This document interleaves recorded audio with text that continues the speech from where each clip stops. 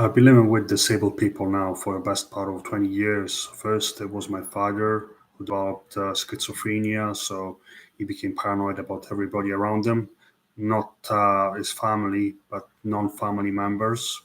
And now he's pretty much looked after by my mother and obviously takes some medicines to try to contain it.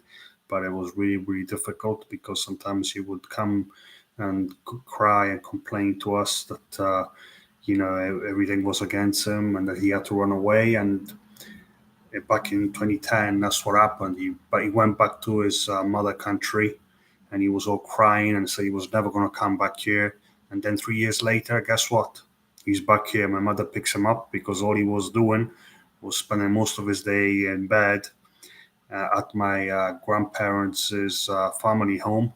And eventually they said, look, this guy, he's always asking about you, and he doesn't do anything productive with his life. So my mother, obviously, she was always in his case. She would typically spend up to 10 hours a day on the phone, just being on the phone, because she's obviously a housewife and her identity is based around looking after a household. So once the husband, she lives pretty much for her husband, and so it was logical that she would have gone and pick him up. And now she's pretty much like a full-time carer, spending the whole of her day from the first waking moment to the last, just looking after family interests and needs.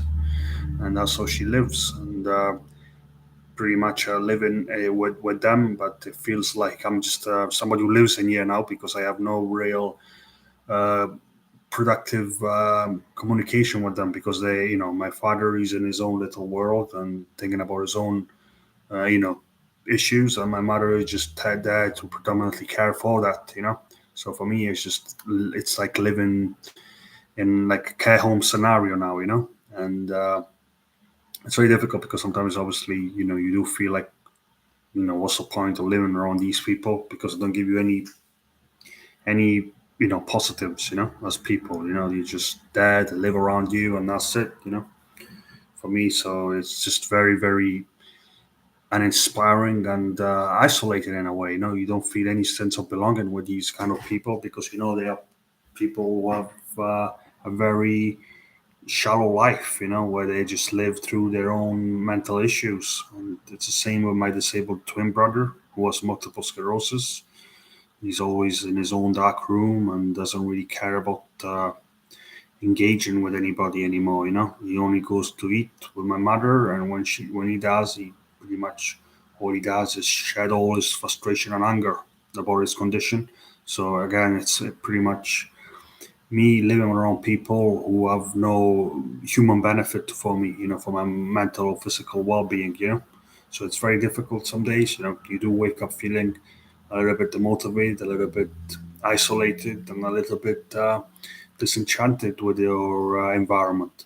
But obviously, that's life. I learned that life always brings challenges, and I'm trying to deal with it the best way that I can, knowing that there's nobody that can support me, and I can only do that by myself. Especially when you live around people who have got you know disability issues, whether that be mental or physical. It's pretty much a one-way relationship for the most part, where you bring all the positives and they don't bring you anything positive in return.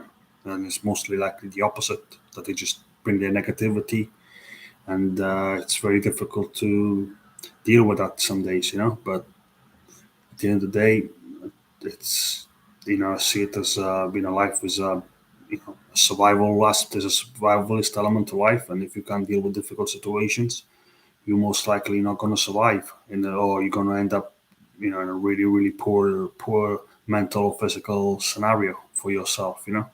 So it's just about bearing that in mind. Obviously, I'm trying to keep my distance from the problems that I don't understand. I'm not a psychologist. I don't understand these problems. For me, it's just a challenge trying to kind of deal with it, dealing with these people, and not to get overwhelmed by the negative aspects of it.